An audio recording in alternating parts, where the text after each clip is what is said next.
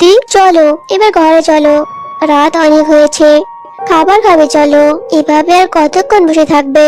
যতদিন না আমার কোলে কোনো সন্তান দিচ্ছে ততদিন আমি এখানে বসে আকাশের দিকে তাকিয়ে উপরওয়ালার কাছে চাইতেই থাকবো। আমাদের সাথে এমন কেন হলো বলো তো?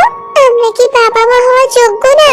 এভাবে বলো না মালতী, আমার বিশ্বাস আমাদের এতদিনের আশা একদিন ঠিক পূরণ হবে। চলো এবার ঘরে চলো।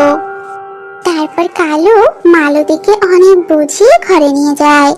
কালু ও মালতীর সংসার জীবন 15 বছরের। এই 15 বছরে তাদের কোনো সন্তান হয়নি। এই নিয়ে তারা অনেক দুঃখে দিন কাটায়। রোজ তারা সৃষ্টিকর্তার কাছে একটি সন্তান প্রার্থনা করত।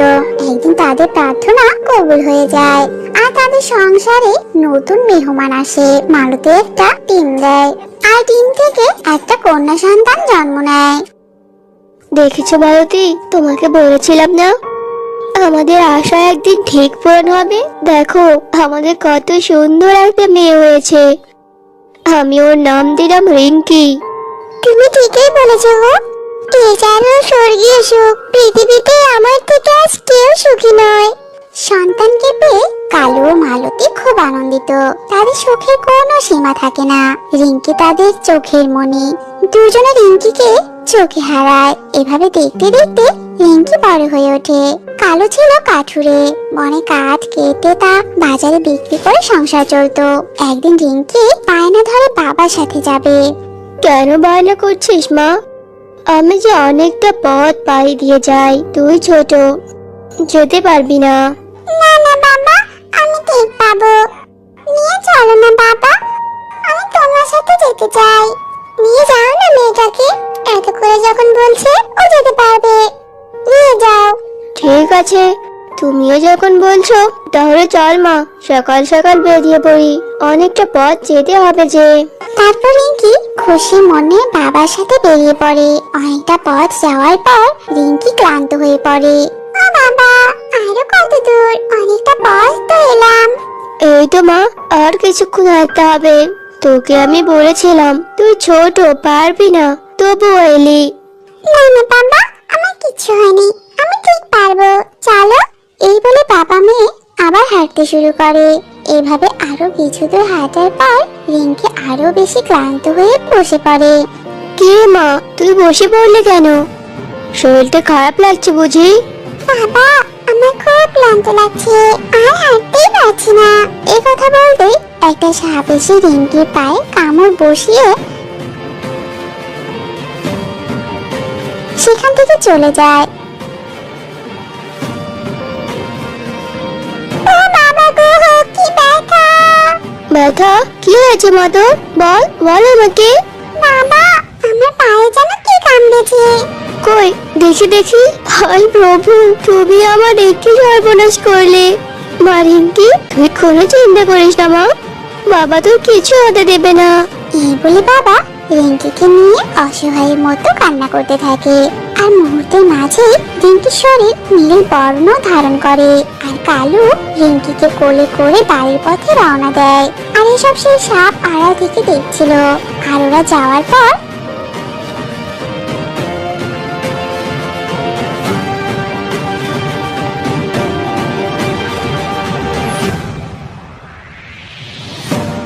সাপটি টুনির রূপ ধারণ করে। আহা, কত সুন্দর মেয়েটি! মেয়েটি যদি আমার লেজে পা না দিত তাহলে কি আমি কাটতাম? মেয়েটির জন্য খুব মায়া হচ্ছে।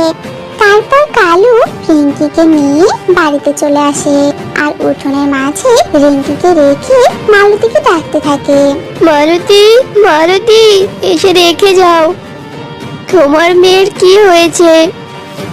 সে যে আমাদের পার্কে দিয়ে চলে গেল, দেখে যাও মালতী। এটি আমার মেয়ে, কি হয়েছে? এভাবে পড়ে আছে কেন? ওঠ মা, ওঠ, দেখ মা তোকে ডাকছে। এত বড় সর্বনাশ আমার হতে পারে না। ও যে আমার নারী ছেড়ে ধন। এই বলে মালতী জ্ঞান হারিয়ে ফেলে। মেয়ের পাশে পড়ে যায়।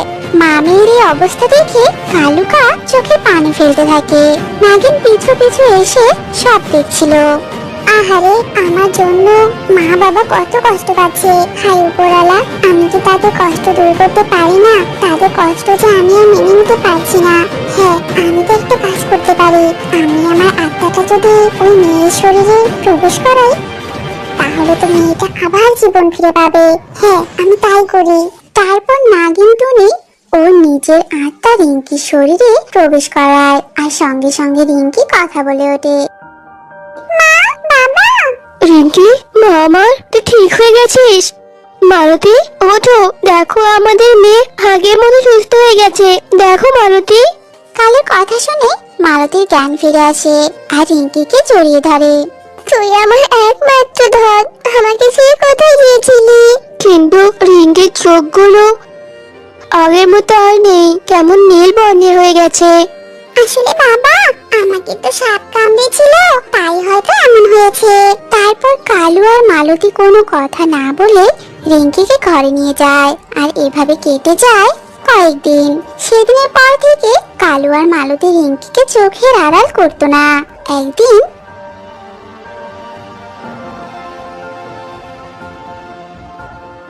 আজ তো পূর্ণিমা, আজ রাতে যে আমাকে বাইরে যেতেই হবে।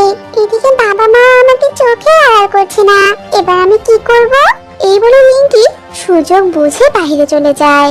আর এদিকে কালু আর মালতী রিঙ্কিকে দেখতে না পেয়ে অস্থির হয়ে যায়। মেয়েটা তো ঘরেও নেই, কোথায় গেল বলো তো? মেয়েটাকে এখন না দেখলে মনটা কেমন অস্থির হয়ে ওঠে। ঘরেও নেই। চলো একবারটি আমরা বাইরে গিয়ে দেখি, যদি বাইরে গিয়ে থাকে। আচ্ছা বেশ, তাহলে চলো। তারপর কালু আর মালতী বাহিরে যায়, আর বাহিরে গিয়ে দেখে নাগিন টুনি। টুনি পাখির রূপ থেকে একটা সাপের রূপ নেয়, আর কালো কাক সাপ দেখতে একটা পাথর ছুঁড়ে মারে, আর তখনই সাপটি রিঙ্কির রূপ নেয়। মা রিঙ্কি, তুই তুই এখানে? না মালতী, না, ও আমাদের মেয়ে নয়, ও একটা নাগিন। আমাদেরও বশ করতে চাইছে। না না বাবা, আমি তোমাদের মেয়ে, আমাকে আর তোমরা চিনতে পারছো না? দুষ্ট নাগিন, আমাদের মেয়েকে ফিরিয়ে দে বলছি, ফিরিয়ে দে। বাবা, আমি তোমাদের মেয়ে, বিশ্বাস করো। সেদিনের পর থেকে আমি নাগিনের রূপ নিতে পারি। আমাকে তোমরা দূরে ঠেলে দিও না, আমাকে তোমরা যা বলবে আমি তাই করব। আমরা কি লড়ু দাওয়া মারে মা? তোকে কিছু করতে হবে না, আয় আমাদের কাছে আয়, তুই যে আমাদেরই মেয়ে। হ্যাঁ মা, আয় আয় আমাদের কাছে। তারপর থেকে নাগিন টুনি রিঙ্কির মাঝে বেঁচে থাকে, আর বাবা মার ভালোবাসা দিয়ে। অনেক দিন পর টুনির ফুটফুটে 4টা বাচ্চা হলো। টুনি তার বাচ্চাদের নিয়ে বেশ সুখেই দিন কাটাচ্ছিল।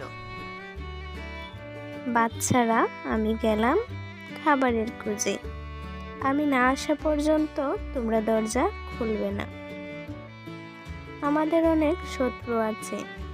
আমি এসে দরজায় যখন ডাক দিব এবং একটি গোপন নাম্বার বলবো, এই নাম্বার শুনলে তোমরা দরজা খুলবে। নাম্বারটি হলো 1 2 3 4। আচ্ছা ঠিক আছে মা। একটি কাক দূর থেকে সব দেখছিল। সে টুনি চলে যাওয়ার পর টুনির দরজায় গিয়ে টুনির মতো করে ডাক দিল। বাচ্চারা, দরজা খুলো, আমি তোমাদের মা এসেছি। তাইলে পাসওয়ার্ড বলো, পাসওয়ার্ড না বললে আমরা দরজা খুলবো না। পরে কাক চলে গেল আর দূরে বসে টুনির জন্য অপেক্ষা করতে লাগলো, দেখবে টুনি কি বলে। সন্ধ্যায় টুনি বাসায় এলো। বাচ্চারা, দরজা খুলো, আমি তোমাদের মা এসেছি। তাইলে পাসওয়ার্ড বলো, পাসওয়ার্ড না বললে আমরা দরজা খুলবো না। 1 2 3 4। কাক দূর থেকে সব শুনছিল। পরদিন টুনি যখন খাবারের খুঁজে বের হলো, ঠিক তখনই কাক এসে হাজির। এসে সে টুনির মতো করে বাচ্চাদের ডাক দিল। বাচ্চারা, দরজা খুলো, আমি তোমাদের মা এসেছি। তাইলে পাসওয়ার্ড বলো। 1 2 3 4। তারপর টুনির বাচ্চারা দরজা খুলে দিল। দরজা খুলতেই কাক দ্রুত বাসার ভিতর ঢুকে গেল। কাককে দেখেই বাচ্চারা ভয়ে কাঁদতে লাগলো। কাক একটি ঝুড়িতে বাচ্চাদের ভরে নিয়ে চলে যাচ্ছিল, আর ওদিকে টুনিও আসার সময় হয়ে গেল। কাক ঝুড়িতে কি নিয়ে যাচ্ছে? তাড়াতাড়ি বাসায় যেতে হবে।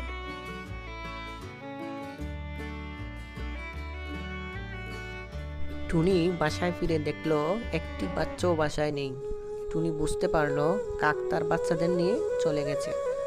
টুনি তার মনের দুঃখে কাঁদতে লাগলো।